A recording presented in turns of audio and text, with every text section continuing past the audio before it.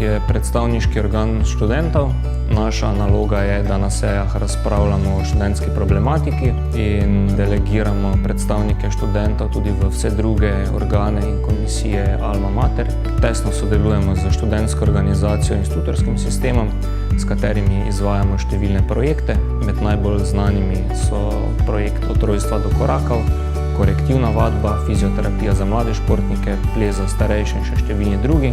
V študentskem svetu so predstavniki različnih študijskih programov in različnih letnikov. Tukaj ne govorimo samo o problematiki določenega študijskega programa, ampak širše poročamo o stanju, o aktivnostih in predvsem poskušamo najti konstruktivne ideje, predloge, izboljšave, ki jih potem posredujejo naši predstavniki v organih Alma Mater naprej, da se tudi realizirajo in implementirajo.